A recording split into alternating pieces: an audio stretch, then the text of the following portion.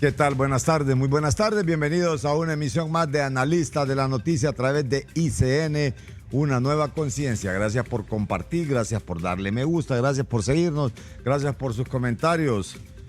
Bueno, y lo que ha dominado la agenda son la agenda nacional de movimiento que ha hecho la presidenta con la secretaria de Salud para que investigue cuestiones del seguro social. El juicio de Narri, o sea, todo ese show que se ha montado de Narri Afura. Al final de cuentas, pues se ha dicho que la oposición va para afuera, pero va para adentro, no sé, la cárcel.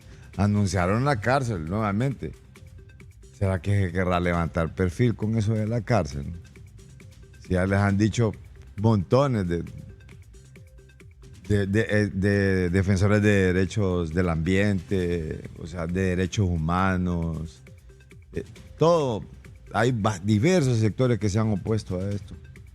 Es más, ninguna compañía ha querido entrar a eso porque no se ha querido meter al problema de resarcir algunos daños que se le va a ocasionar al ambiente debido a esa construcción de esa cárcel. Pero vuelve eso. ¿Saben para qué va? Para que nos distraigamos en otras cosas. No hay agenda, pues, o sea, propongan cosas serias, cosas de país. Ya está dando en la torre Donald Trump con Kamala Harris. Y esos son los resultados. Y hay que ver, sobre todo, las consecuencias que le puede traer al país. O sea, ¿qué nos puede interesar o en qué nos beneficia que gane Trump? ¿O en qué nos puede beneficiar si gana Kamala Harris? Kamala Harris ya estuvo encargada del Triángulo Norte. Y ahí las primeras críticas que le hizo Trump es que no había hecho nada en ese Triángulo Norte. Lo cierto es que a Honduras no le han dado los fondos. Guatemala es el que ha recibido fondos de ahí, de ese Triángulo Norte y El Salvador. Pero a Honduras se los detuvieron. ¿Por qué? No sabemos si fue que no se detuvo la ola migratoria o es que no sabemos al final de cuentas. Pero la encargada de ese proyecto era Kamala Harris, quien hoy está en pleno ajetreo político. Y veamos los perfiles de ambos candidatos antes de presentarles a nuestros invitados esta tarde para este análisis en relación a las elecciones de Estados Unidos 2024, aquí en ICN, una nueva conciencia.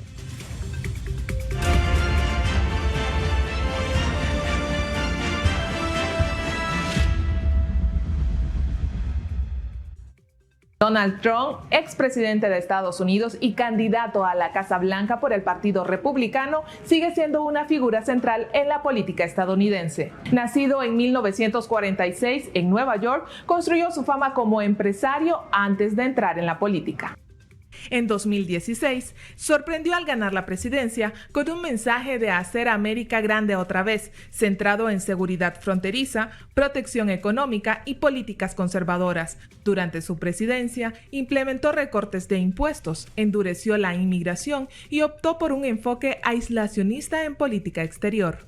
Ahora, en su campaña para 2024, Trump está reforzando sus promesas de seguridad fronteriza, reducción de impuestos y defensa de los valores conservadores, con el objetivo de movilizar a su base de votantes leales.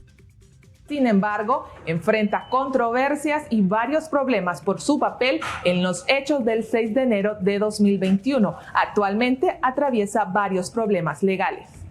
¿Para ustedes qué piensan? ¿Donald Trump regresará a la Casa Blanca? Los leemos en sus comentarios.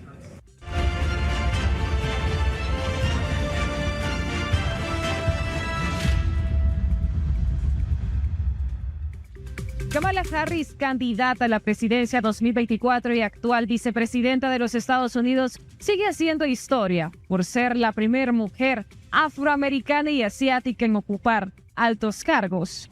Hija de inmigrantes de India y Jamaica, Harris comenzó su carrera como fiscal en San Francisco. Luego fue fiscal general de California y senadora por ese estado. En su campaña presidencial ha centrado su enfoque en los derechos reproductivos y la salud sexual de las mujeres, destacando la protección del derecho al aborto tras la revocación de Roe versus Wade.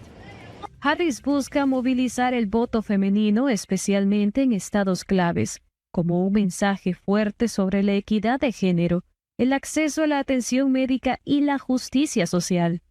Aunque enfrenta retos, su campaña se enfoca en atraer a votantes progresistas y moderados preocupados por los derechos civiles y la salud de las mujeres. ¿Qué opinas? ¿Crees que gane las elecciones en Estados Unidos? Deja tu comentario.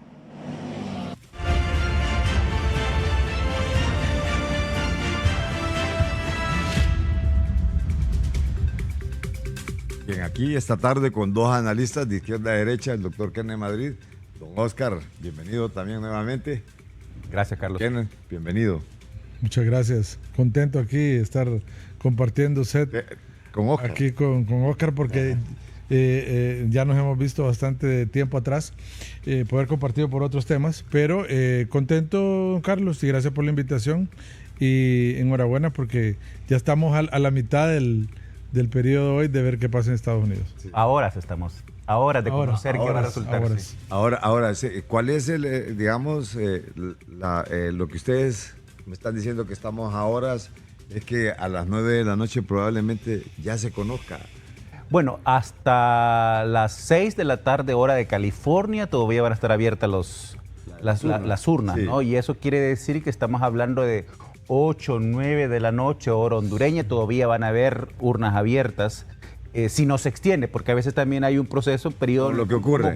Como ocurre aquí también, que deciden extender las horas de las urnas. En Carolina del Norte van a estar hasta las 8 de la noche. Por ejemplo, ¿no? Sí. Entonces ya ahí estamos hablando, pero contrario a lo que mucha gente piensa, que las elecciones van a ser como la del 2020, que tardaron casi una semana, hasta el sábado se supo quién había ganado. Yo creo que en esta ocasión el resultado va a estar mucho más claro que en el 2020. ¿Y ustedes creen que ese fenómeno, bueno, las encuestas los han traído bien empatados y bien, o sea, uno sube, el otro baja, pero al final son grandes petateadas esas, o sea, eso me parece que los márgenes de la gente que ha quedado, porque hay un voto silencioso, ese margen al final se dispara tanto que ninguna encuesta logra acertar. Es que nadie se quiere arriesgar, ¿verdad? Es que hay varios factores. Creo yo que la primera vez que recordamos haber visto este fenómeno así fue en las elecciones del 2016,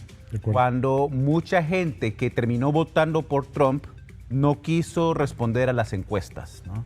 De alguna forma eso parece que ocurrió también en menor medida en el 2020, ¿no? Especialmente los candidatos de Trump. Pero yo creo que en esta ocasión hay un juego con los algoritmos que me parece interesante, y es que el voto masculino de hombres menores, de hombres que no tienen educación universitaria, que tienden a ser mayoritariamente voto de Trump, está sobrevalorado en las encuestas, y entonces eso da un porcentaje mayor de lo que a nivel proporcional de población realmente es.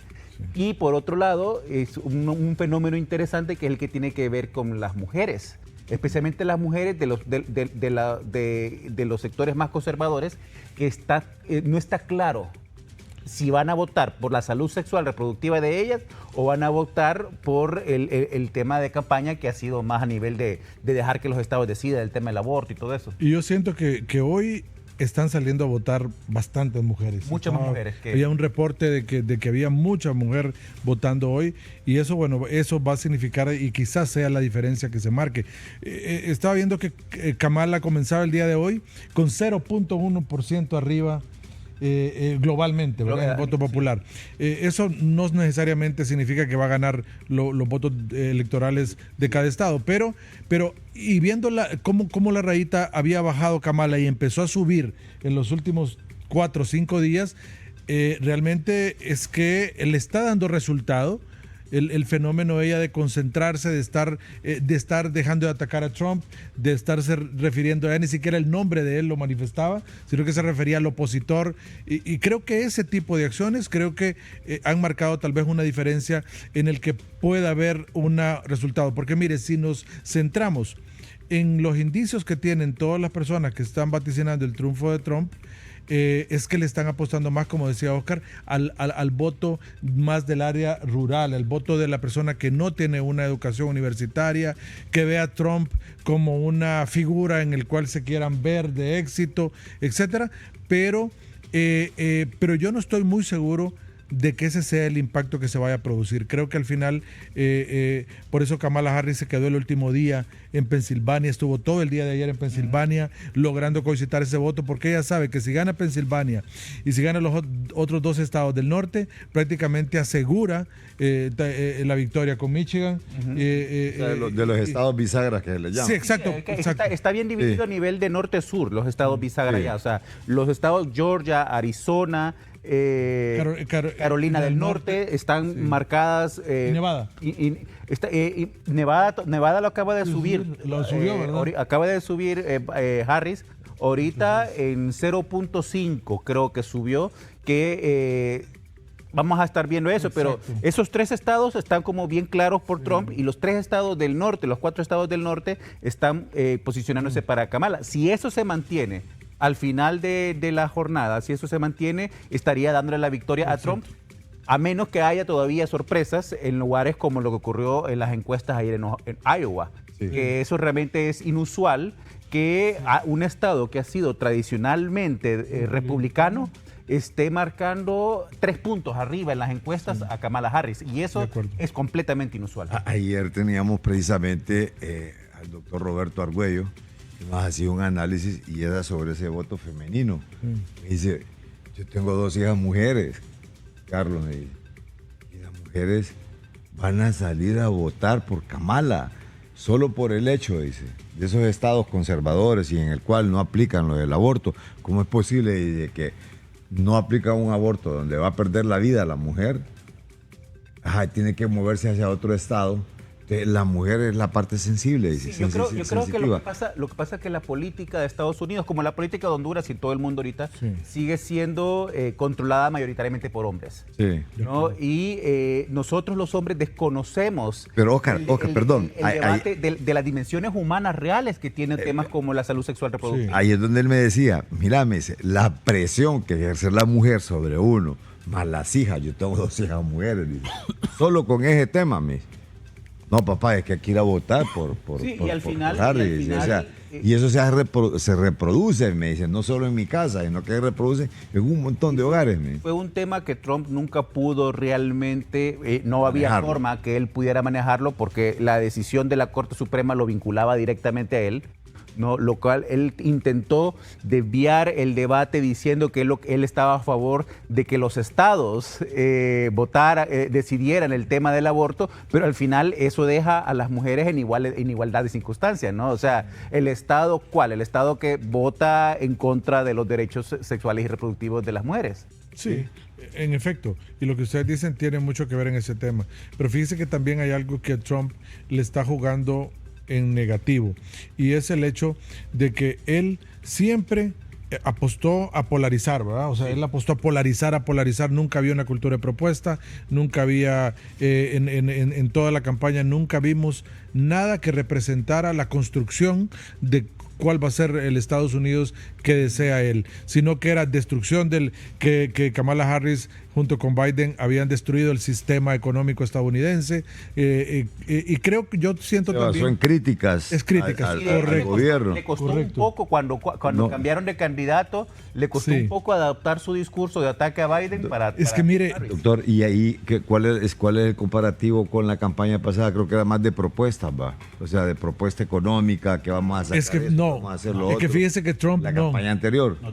Trump siempre fue el discurso polarizante, siempre fuera el propio nacionalismo de él contra inmigrantes, como decía en la campaña anterior, Estados Unidos para los americanos, decía. Sí, además la campaña anterior fue inusual en el sentido de que estaba la pandemia todavía ahí, y todo el proceso se llevó alrededor de de la pandemia, de las medidas de la pandemia, correctas o incorrectas, y el Me Too, que también era un tema muy polarizante en la elección del 2020. Y él ahora en la campaña, perdón, don Carlos, él ahora en la campaña ha dicho que quiere regresar a los tiempos de él, donde todo era más barato, dice, donde había pan en la mesa de una forma distinta, que el gas era más barato en la estación, pero es un discurso demagógico. Él realmente cuando estuvo en campaña en el periodo anterior estaba en pandemia y muchas de las medidas permitieron abaratar muchas cosas en el periodo de pandemia. La verdad que es un discurso polarizante, demagógico, pero le ha funcionado. Le funcionó siempre. Exacto. Funcionó para el punto de que lo tenemos ahorita, un hombre con 34 procesos penales, Sí, ¿no? Peleando codo a codo con la vicepresidenta Harris las próximas elecciones. Y algo interesante, Oscar, es que Joe Biden, cuando él era el precandidato que estaba compitiendo con él tenía prácticamente su victoria en la bolsa. Sí. Cuando se va Joe Biden y entra Kamala Harris, lo que decía, había que cambiar el cassette, había que cambiar el discurso, y a pesar de que Kamala Harris no logró identificarse con un tema bandera realmente que económico. Sí, no es como la marca Trump, digamos que sí. Trump, no. Es que son distintos tipos de políticos. Exacto, entonces Trump siempre ha sido mediático. Imagínate que Trump rompió primero, logró irrumpir en su partido republicano hasta lograr imponerse. No había sido una figura política nunca dentro del partido, llegó a imponerse y luego llegó a ser presidente y ahora logró mantener el respaldo para continuar en la carrera para su segundo periodo. Realmente él es un fenómeno, son dos políticos distintos y por eso es que el sector más rural de Estados Unidos se refleja en él, ¿verdad? No, y son dos visiones antagónicas del futuro de Estados Unidos también. No, porque Trump de alguna forma representa más ese poder económico, el sueño americano desde la perspectiva del éxito económico, sí. ¿No? Porque Kamala Harris también representa el sueño americano, pero desde la perspectiva del migrante, ¿no? Del sueño americano de los padres que migraron a Estados Unidos y que quieren que sus hijos e hijas tengan un futuro exitoso. Ella es ello. Pero ahí es donde se plantea una contradicción, porque Trump agarra la bandera antiinmigrante. ¿Y quiénes son los que han deportado más personas? Pero ¿no han sido los demócratas o han sido los republicanos?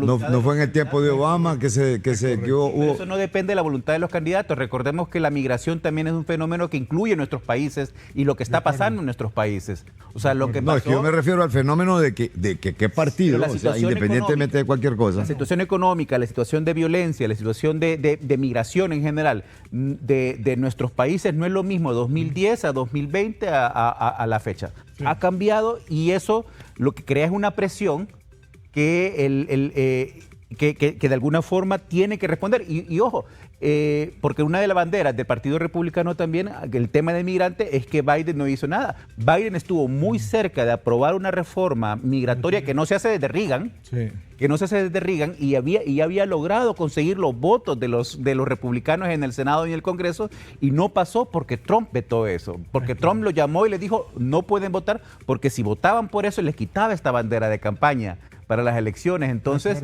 vemos cómo el tema de la migración ha sido un tema que se ha usado, ¿no? Especialmente porque le ayuda a Trump a desviar el tema del asunto de mujeres, que para mí no fue la economía, no fue la migración, no fue la inflación, nada de eso. El tema central de esta elección es el tema de género.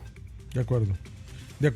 Y mire, algo que hemos podido observar en todo el proceso que ha llevado tanto Kamala Harris como Donald Trump, es que, mire, Donald Trump al inicio, él siempre le ha apostado a ganar. Su discurso ha sido siempre desafiante, de esa forma. Y ahora, y yo me pregunto, cuando ustedes hacen ahora este análisis, sobre todo Oscar estaba preguntando en este momento, mire, el tema migratorio ha sido un tema de Trump siempre. Recuerde que en la anterior elección también fue un tema de él. Muro, ¿no? O sea, construyó parte del muro.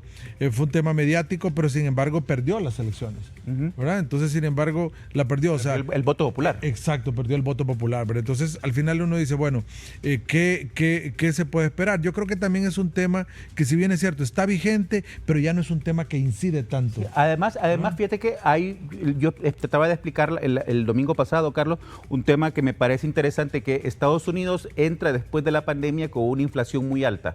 Inflación de 12 puntos en algunos momentos también, que levantó todas las alarmas, ¿no? Pero además de eso, había un gran problema porque no había mano de obra. O sea, muchas corporaciones, McDonald's, Amazon, todas estas corporaciones se quejaban que no tenían gente para poder contratar, porque la gente después de la pandemia, y le llamaban el Grand Dropout, ¿no? La gente después de la pandemia no quiso volver a trabajar en las empresas que tenía antes, ¿no? No quiso volver a los puestos de trabajo que estaban antes. Se quedaron en línea. ¿Cómo se resolvió eso? ¿Cómo se resolvió eso? Con la mano de obra migrante. Entonces, uno va ahora a los McDonald's, uno va ahora a los warehouses de Amazon, y quienes atienden ese warehouse son paroleados. Así es. Son migrantes paroleados. Entonces, la presión de la inflación se redujo por los migrantes, y de alguna forma la gente en Estados Unidos los reconoce. La gente en Estados Unidos reconoce los conductores de camiones, los conductores de Uber, los trabajadores de Amazon y todo eso, que son migrantes. Entonces, ese discurso que sí es polarizante en algunos sectores de la población, porque no se puede negar, hay un sector de la población que quien representa un 30-35% que sí apela a ese discurso. No es un discurso general, no es un discurso popular, no es algo que se siente en todos los Estados Unidos. ¿Qué tan determinante puede ser el voto migrante en Estados Unidos para...? Es un porcentaje, o sea, es un porcentaje que puede al final inclinar un poco la balanza. Recuerde que habían 244 millones de personas habilitados para votar en estas elecciones. Ya solo vota el 66%, en la última elección votó el 66% aproximadamente, lo que representa unos 160 millones de personas. Ya votó la mitad. Ya votó la mitad. En el voto adelantado por correo. Ya votó la mitad, lo cual es únicamente, si se mantienen esas cifras, hoy estarían votando 80 millones de personas. Pero de esos... 80 a 100 calculan. Y parece que ha sido masivo en unos lugares la votación, ¿no? Sí. Sí, se ha movido bastante gente en las urnas. Mire, decían que el voto adelantado le venía favoreciendo a Trump. Pero realmente todavía no hay cifras reales que vengan a decir eso. Es que no se puede saber porque no se han abierto. Exacto. Lo que se sabe es los registrados. Exacto. Porque ahí sí puede saber, uno cuando se inscribe para votar tiene que registrarse con un partido. Censarse con un partido, ¿no? Entonces, basado en ese censo, se sabe, pero es una cuestión también como de con su margen. Sí, es algo más arriba de Harris sobre Trump. Y los migrantes habilitados para votar, que ya obviamente pueden ejercer su voto, son alrededor de unos 15 millones. Así es. Entonces, estos 15 millones podrían en algunos estados sí marcar la diferencia, claro, ¿verdad? Porque miren, en algunos estados va a ser mínima la diferencia, y pienso al final que sí pueden inclinar la balanza hacia favor de uno u otro candidato, pero está variando. Mire, antes, en las elecciones anteriores, uno veía que casi todos los migrantes, sobre todo los de descendencia latina, se inclinaban a favor de un candidato. Hoy no. Hoy algunos, no está. No está siempre, así. y ese fue algo que aprendió, creo yo, ambos partidos, porque siempre consideraron que los migrantes eran más demócratas, un poco asociándonos con los afroamericanos que tienden a votar más por el Partido Demócrata, y eso se ha demostrado en las últimas 4 o 5 elecciones que no es así. Sí. ¿No? Y tiene sentido, porque los inmigrantes de Latinoamérica especialmente vienen de contextos donde también son conservadores, donde también pueden ser progresistas, ¿no? Y la gente se inclina más por temas más personales que por temas relacionados con la migración en sí. De acuerdo, ¿no? de acuerdo. Y mire, y también no olvidemos el impacto que puede tener también el votante con otras raíces. Por ejemplo, hay mucho votante judío que también va a inclinar un poco la balanza. Recuerde, en el contexto de la guerra. En el contexto de la guerra, correcto. Solo en uno de los estados había más de 200,000 árabes también. Por eso le digo, y el conflicto Israel. Creo que es Michigan, Sí, creo que por ahí. Entonces, muchos de ellos creen que el conflicto Israel-Palestina podría mejorar si obviamente llegara Kamala Harris para algunos, porque para otros si llega Donald Trump podría haber un apoyo desmedido a Israel y entonces comenzaría de nuevo otra vez el tema prioritario, aunque hay temas que ha metido Trump, como el tema de Rusia con Ucrania. Le ha dicho que si gana las elecciones, incluso sin ser juramentado todavía como presidente electo, finalizaría con la guerra. Y hay que ver también, la guerra en Ucrania es bastante popular en la gente en Estados Unidos. Así es. La gente en Estados Unidos tiene la bandera de Estados Unidos. Creo que muchas veces no tienen mapeado ni siquiera Latinoamérica. No, o sea les interesa más la otra parte del mundo. Israel, Ucrania son los temas que más importan ahorita. Ni siquiera Europa. Ni siquiera Europa realmente está en el radar. Sí, mire, y en esto yo también pienso que lo que le puede afectar a Trump, con algún temor a equivocarme, es obviamente el tema de que hay mucho republicano conservador que no le ha gustado esa actitud desafiante de Trump y que ha querido mejor permanecerse porque hay muchos que expresan que... Los procesos judiciales. Exactamente, o sea, hay mucho republicano conservador que no tolera ese tema, de alguien que esté con procesos judiciales, de alguien tan desafiante, de alguien que polarice. Entonces, esa gente también puede marcar una diferencia. Claro, y vemos al Partido Republicano haciendo campaña también. Es que hay muchos republicanos votando a favor de Kamala. Sí. ¿Por qué? Porque Donald Trump se presenta como una figura desafiante, disruptivo, y a veces hasta grosero, ¿no? Mientras que la Kamala Harris se ha mostrado componedora, que un poco más de diálogo. Yo no creo que tenga que ver con eso, Carlos. Yo creo que más tiene que ver con un asunto de control del partido. O sea, si Donald Trump gana las elecciones, ese establishment que representan los Bush, que representan los Cheney, que representan toda esta vieja guardia del Partido Republicano, no vuelven a ver un proceso electoral a su favor. No, de alguna forma, si o sea, que es la lucha de la sobrevivencia de todos esos grupos. Trump pierde las elecciones, ese grupo del trumpismo realmente cae en desgracia, ya no va a poder pelear el poder porque ya han sido 3 elecciones que han perdido, ¿no? Y entonces quedaría marginados en favor de un sector más pro-establishment. Esa es la pelea que estamos viendo. Claro, y ahí, bajo esa línea de pensamiento, Oscar, Carlos, yo sí pienso también que, según se ha demostrado en algunos espacios, que el poderío empresarial estadounidense está apoyando más a Kamala Harris que al propio Donald Trump. Y eso pesa. Y eso pesa. Y ¿no? Hollywood y todo. O sea, ¿quiénes están apoyando a Trump? Hay una empresa, hay un grupo de multimillonarios como Elon Musk que están apoyando a Trump, ¿no? Que seguramente piensan que tendrán intereses ahí económicos. Y yo discutía con alguien sobre el tema de Elon Musk. ¿Por qué Elon Musk apoya de la forma en que apoya a Donald Trump? Y a mi juicio tiene que ver con esta preocupación que hay del establishment nuevamente, ¿no?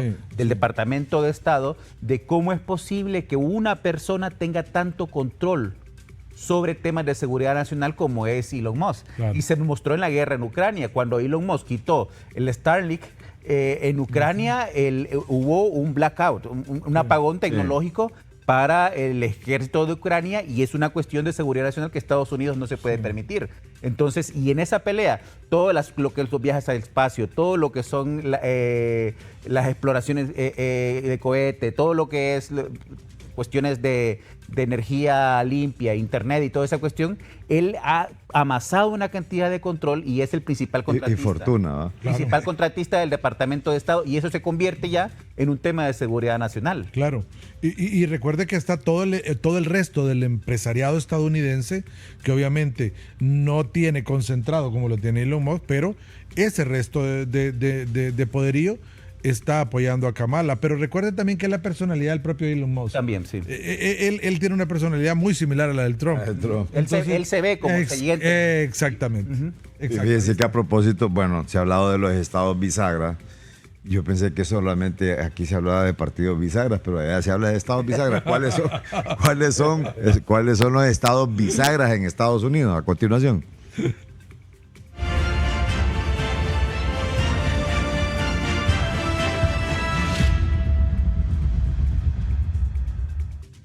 En las elecciones del 2024, los swing states o estados clave serán decisivos para elegir al próximo presidente de los Estados Unidos. Estos estados incluyen Florida, Pensilvania, Arizona, Michigan, Wisconsin, Georgia y Nevada, donde el resultado es incierto y ambos candidatos centran sus campañas. Kamala Harris apuesta por movilizar a minorías, jóvenes y votantes urbanos, enfocándose en temas como derechos civiles, salud y economía. Por su parte, Donald Trump busca asegurar el apoyo de su base conservadora y rural, promoviendo seguridad fronteriza, empleo y valores tradicionales. Estos estados, conocidos por su alto número de electores y votación impredecible, recibirán especial atención, ya que la victoria con ellos será clave para ganar el colegio electoral, no solo el voto popular. Así, la batalla por estos estados definirá quién llegará a la Casa Blanca en 2024. ¿Qué opinas? ¿Crees que el modelo del colegio electoral moldea de manera negativa o positiva el proceso electoral en Estados Unidos? Aquí leemos tus comentarios.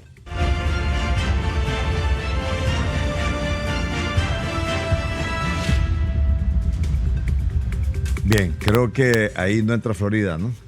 No, pero es que, hizo falta también Carolina del Norte. Carolina del Norte. Entonces, sí. En algún momento Florida sí fue un estado péndulo.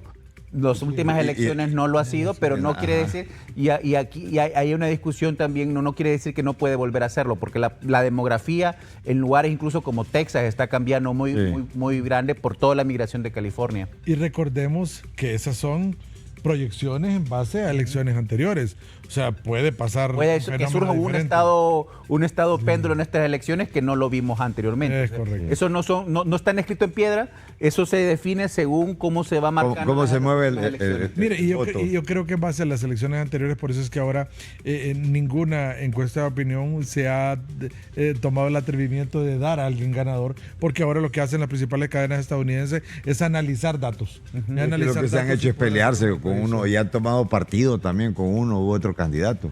Algunos periódicos, eso lo hacen siempre. Eso lo vamos a ver después de esta breve pausa.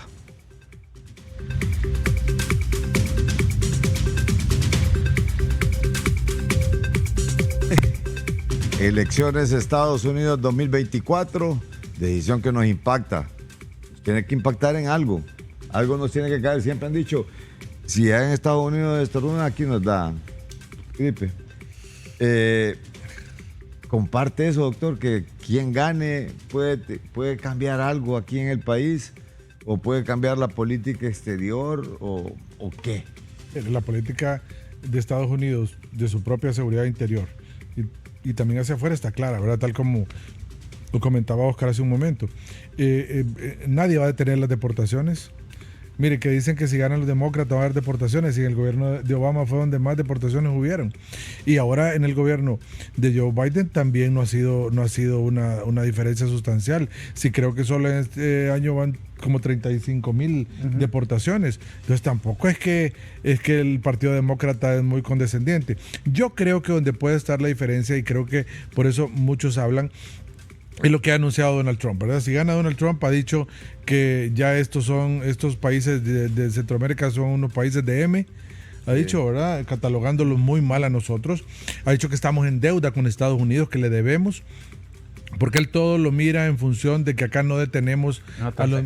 Exacto. Entonces, y eso no es así, ¿verdad? Y prueba de ello fue el anterior mandato de Donald Trump. Cuando fue presidente, hubo un momento en que cortó la ayuda de la cooperación a Honduras, casi un año que los proyectos estaban paralizados en el país, y ese dinero que va directo a la gente, directo a un apoyo donde no pasa por el gobierno, sino que es a través de empresas implementadoras estadounidenses. Entonces, viendo los antecedentes de él, cómo se comporta, y le va a querer exigir. Lo hizo Biden ahorita también, o sea, no. Detuvo en el Triángulo Norte, detuvo varios desembolsos que lo estaba manejando Kamala Harris.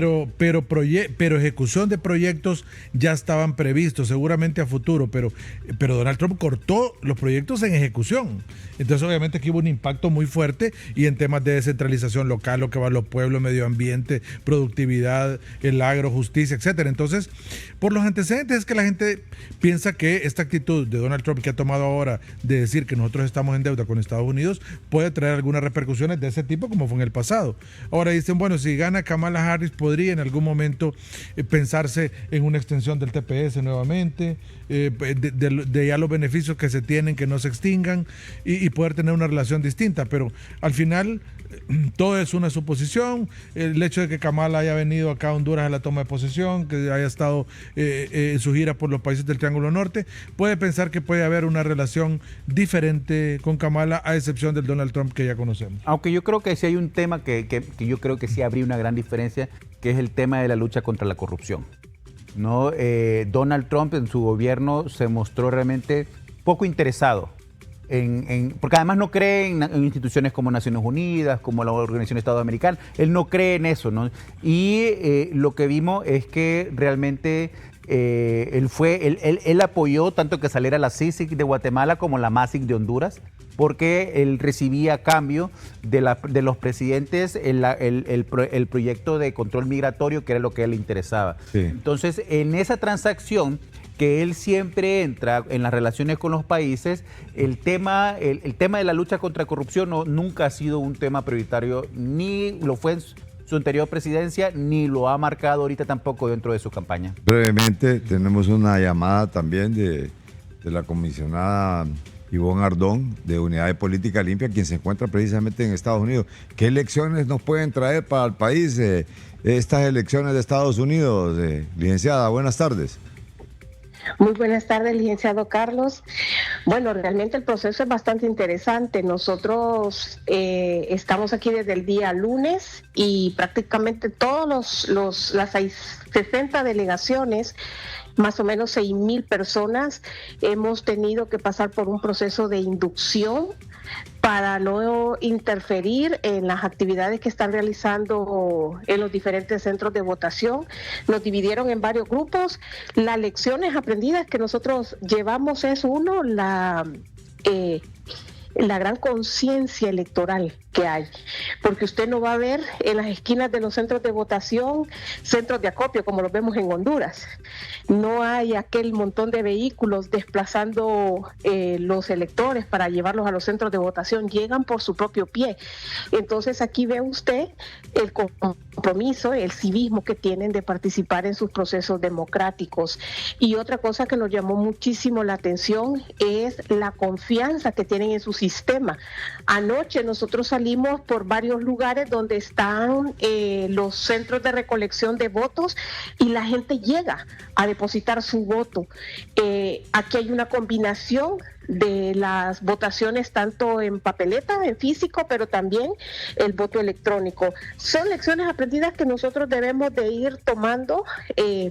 Claro que esto se va adquiriendo con la madurez política que se debe de dar. Ese es un cambio realmente en la conducta de las instituciones, pero también de los entes partidarios.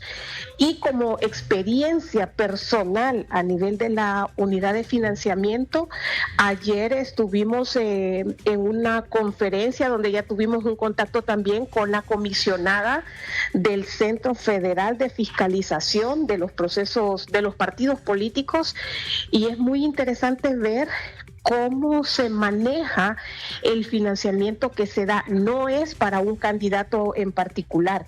El financiamiento privado que se recibe entra directamente a las arcas de los partidos, y los partidos hacen la distribución para apoyar la campaña de todos sus candidatos. Así que son elementos que uno ve que son diferentes a los que tenemos en Honduras. Y la otra gran experiencia que hemos visto, sobre todo en el tema del financiamiento, es que las grandes corporaciones, por ejemplo, depositan en un solo bolsón los recursos, y a eso se le llama el Super Bowl, pero estas grandes corporaciones no tienen techos para las aportaciones. Sí. Entonces, saber que hay más de 16,000 millones de dólares que se han recolectado para el financiamiento de la campaña de los dos partidos que están en este proceso electoral, es realmente una gran cantidad de recursos. Sin embargo, también en las presentaciones nos hicieron ver de que como no hay techos, también hay mucha infiltración de dinero duro, o sea, de dinero gris, que así le denominan ellos, que no pueden identificar el origen de esos recursos. Así que son parámetros que a nosotros nos sirven, que hay muchas cosas que con Honduras sí las tenemos controladas, sí están reguladas. Sin embargo, también necesitamos ir haciendo algunas reformas, y por supuesto el fortalecimiento de la institucionalidad. Aquí realmente el Centro Federal de Fiscalización es una entidad que tiene representación en todos los estados. Sí. Y la unidad, pues usted sabrá que solo tenemos en Tegucigalpa una sede y con muchas limitaciones presupuestarias que bueno sería que pudiéramos replicar todo lo que se hace por acá. No, y solo con el hecho de traerse una de esas compañías que pueda supervisar y auditar todo la transmisión de datos sería suficiente, creo yo. Porque aquí hasta muy cuestionado está todo ese proceso. Muchas gracias, licenciada. ¿Cómo es la afluencia finalmente de votantes en este momento? Bastante. ¿Y usted dónde se encuentra? ¿Dónde se ubica usted, licenciada? ¿En qué estado está? Nosotros fuimos a Virginia y pasamos por unos centros de votación en D.C., en el suroeste de Washington. Una delegación sí reportó de que en un centro de votación tuvieron que ser evacuados porque hubo un anuncio de una bomba. Llegaron las autoridades y al final pues se descartó que era una falsa alarma y el proceso continuó con normalidad. Sí, Hasta ahorita ese es el único incidente que de las delegaciones que andamos se pudo reportar. Solo tengo una duda. ¿El gobierno de Honduras invita para las elecciones internas a misiones internacionales o no, de observadores? Sí, el Consejo Nacional Electoral hace invitaciones. Pero no las han girado todavía. Eso sí no lo sé, porque como ya es el Consejo Nacional Electoral, ya no es una facultad en donde nosotros tenemos algún conocimiento sobre las actividades, pero sí sé que en los procesos anteriores ha habido siempre el acompañamiento de organismos internacionales. De hecho, PNUD, Naciones Unidas, AIFES, a través del Centro Charter, siempre envían algunos delegados para que acompañen el proceso. Muchas gracias, licenciada, muy amable. A la orden. Bien. La licenciada Ivonne Ardón. Entonces, ¿qué esperamos en Honduras? Ahí, bueno, la lucha contra el narcotráfico, no he visto ninguna de estas campañas. Antes de que entremos a hablar de Honduras, brevemente yo quiero reconocer algo que me parece bien interesante de todo el proceso en Estados Unidos, es que realmente lo que estamos siguiendo ahorita es las elecciones presidenciales, pero hoy se elige toda la línea, incluso hasta quienes van a ser los representantes en las escuelas. Sí. En las escuelas. Y comisionados, sheriffs. Todas las autoridades. Y todo eso, y realmente la gente participa en esos procesos de una manera bastante disciplinada, ¿no? Entonces es un pueblo con una tradición, una cultura democrática muy, muy sólida. De acuerdo. Y recuerde que hoy también se está eligiendo a toda la Cámara de Representantes. La Cámara Baja. Sí. Y del Senado, un tercio del Senado. O sea, lo que pasa es que nos hemos centrado en las elecciones presidenciales porque obviamente es lo el impacto que conlleva, pero obviamente que hoy también se está ejerciendo democráticamente el voto para elegir muchas autoridades. Todos los niveles, estatales, municipales, de condado y federales. Y mire, algo importante que señalaba Oscar. Estados Unidos, recuerde que no hay una institución similar al Consejo Nacional Electoral acá, ¿verdad? Allá a nivel federal no hay nada. O sea, cada estado maneja su proceso electoral. Por eso es que al final cuando hay un problema estatal, se decide primero ahí en el estado y luego termina con sus implicaciones legales en la Corte Suprema de Justicia de Estados Unidos. Y el proceso de certificación que viene en diciembre también, ¿no? Donde cada delegado certifica el resultado que vamos a conocer hoy. El doctor Madrid nos ha dicho de quién pueda ganar, pues de repente es como son políticas de Estado, no pudiese cambiar mucho o variar mucho la situación para nuestro país. ¿Cierto? Sí, lo que pasa es que no podemos negar que quizá un poco la idea un poco más progresista de Kamala le beneficiaría un poco más a Honduras. Sí, en el tema de mujeres especialmente, creo yo que habría un esfuerzo mayor por impulsar esas políticas a nivel internacional. Y recuerde que también en el tema de cooperación internacional, Kamala Harris, desde que vino a Honduras en su visita a la toma de posesión, había anunciado más de 5,000 millones de inversión para el Triángulo Norte privada y también del dinero del pueblo de los Estados Unidos. Pero no llegó a cabo y por eso se le criticaba también porque no había son gobiernos que también son problemáticos. Es correcto. Y tampoco van a dar el dinero a diestra y siniestra. Si no saben qué es lo que va a hacer. Ya había un artículo ayer que estaba leyendo precisamente sobre Honduras, que Honduras ya no es considerado para Washington como un aliado, sino como un problema a resolver. Correcto, eso es interesante. Miren, porque ellos ven que se invierte y se invierte. O sea, pero entonces, ojo con lo que acaba de decir Oscar. Porque no se pero fortalece entonces el sí Estado va a de tener Derecho. una repercusión para nuestro país. Porque, es decir, porque porque si es un problema a resolver. Son estados que en esta lucha política que vemos en Honduras, en Nicaragua, en Guatemala, en El Salvador, lo que se debilita es la institucionalidad. Correcto. Y entonces ellos no pueden invertir dinero. Y yo creo que la Unión Europea también está en una línea parecida ahora. No van a invertir dinero a gobiernos que están abiertamente debilitando la institucionalidad. Y eso es donde viene la discusión. Ellos le apuestan a los países de Centroamérica para mejorar su sistema de gobernabilidad y que sus instituciones se fortalezcan, y obviamente eso que se pueda traducir en más empleo, mejor beneficio, porque así evitan esa migración irregular hacia Estados Unidos. Ese es todo el punto, ¿verdad? Sí. Entonces, cuando se quejan de que acá podemos llegar a una dictadura, puede haber acciones no tan democráticas, eso se vuelve un problema para Estados Unidos. Entonces ahí es donde va a radicar mucha plática. Y creo yo que el primer problema que va a tener que enfrentar el próximo gobierno, sea Trump o sea Kamala Harris, quien llegue el próximo mes de enero a la Casa Blanca, va a ser Venezuela. Sí. Venezuela es el problema que está ahí, esperando que pase Esto es para América Latina, ¿no? Es decir, es que Venezuela nos involucra a todos. Venezuela, especialmente Honduras, que tenemos un posicionamiento tan cercano con Venezuela, pero Nicaragua, Colombia, Brasil, vemos cómo se van posicionando ya en el tema de Venezuela, y solo se está esperando que pase este proceso electoral para que esa cosa estalle. Sí, porque Venezuela sí es un problema serio, sí. y ya endémico que está ahí.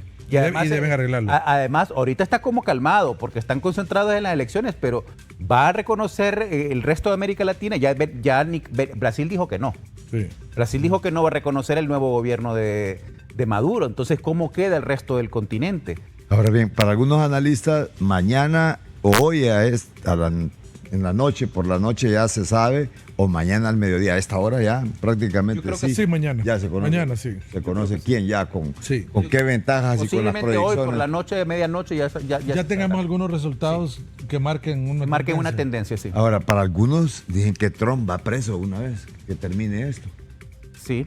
Sí, es que él ahorita tiene la inmunidad que lo protege como candidato. Y por eso se lanzó de candidato 6 meses antes de iniciado el proceso, para blindarse con la inmunidad que le da la política. Si él pierde las elecciones hoy, los casos están suspendidos, pero tiene audiencia ya en diciembre. ¿Podría haber alguna posición magnánima, o sea, algo que sea de la persona que gane, si gana Kamala, que lo pudiese perdonar para buscar, porque Trump tiene sus seguidores que son también... Trump tampoco va a ir a la cárcel. Ajá. O sea, sí, por eso les digo. Es un multimillonario que tiene mucha experiencia y mucho dinero para poder pagar abogados. Lo más que va a tener son casa por cárcel, algunas restricciones, cuestiones así. A la cárcel, así como ir enchachado, no lo vamos a ver. Como está Job, no. No, es que no son tipos penales. Son cargos muy pequeños. Exactamente, no son tipos penales mayores, ¿verdad? Que representen un crimen de primer nivel en Estados Unidos, ¿verdad? Ese es el detalle. Entonces eso le va a permitir a él lograr tener unos beneficios diferentes a estar privado de libertad. Igual tiene un costo político. Claro, ese sí. Costo político sí, lógico, ¿verdad? Y esto se nos ha quedado por ahí algo en el tapete y está muy en boga aquí en el país. Es la lucha contra el narcotráfico. Ese sí va a ser un tema que va a ser complicado. Ya hemos visto cómo Trump ha amenazado abiertamente a México, incluso con bombardear México, donde están los carteles, ¿no? El tema del narcotráfico y el tema de la relación con México va a ser un tema complicado. Yo creo que si ganara Kamala Harris, habría más espacio de diálogo con Claudia Sheinbaum en esta nueva relación que tienen que establecer, pero hay unas tensiones ahí que están también bajo la mesa, como la extradición del Mayo Zambada, como algunas, porque todavía no está claro si que Estados Unidos entró a sacarlo, no, qué fue lo que pasó, todavía no se ha aclarado. Entonces hay algunos temas ahí, y la guerra en México, que está creciendo en intensidad y en proyección territorial, que nos va a llegar acá también a la región los próximos años, también va a llegar a Estados Unidos, porque es una guerra siguiendo la lógica de Zygmunt Bauman, una guerra líquida. Sí. Y el problema es que ya los países de América Latina, o al menos de Centroamérica para arriba, con Centroamérica y México, se están volviendo un problema ya para Estados Unidos serios, porque los gobiernos no han podido solventar un problema. El narcotráfico es uno de ellos. Sí, ¿verdad? Corrupción, tema de criminalidad organizada, son temas obviamente que les está afectando a los Estados Unidos. Esos temas de asilo derivados de todo esto, gran cantidad de problemas endémicos que están aquí ya. Entonces, acá estaban hablando incluso de una solución integral para México y todo Centroamérica. Realmente ya se está representando un problema y el próximo gobierno de Estados Unidos es algo que no lo puede obviar, tiene que afrontarlo. Tiene que meterlo en agenda por fuerza. Tiene que meterlo porque si no el problema ha sido que Estados Unidos ha descuidado toda la región en los últimos, desde Obama. Desde Obama para acá descuidó completamente la región porque ha estado más interesado en resolver los otros problemas de Medio Oriente y ahora en Ucrania, pero esto está creciendo a un nivel que tendrán que intervenirlo de alguna manera. ¿Y usted solventa mejor los problemas que tiene con el vecino para tener paz y tranquilidad que con otra persona de la colonia, ¿verdad? Donde no representa una amenaza directa para usted? Sí, que no lo tiene al lado. Exactamente. Puede caer. Así es. Ahora, ya para finalizar, ya estamos en el tiempo.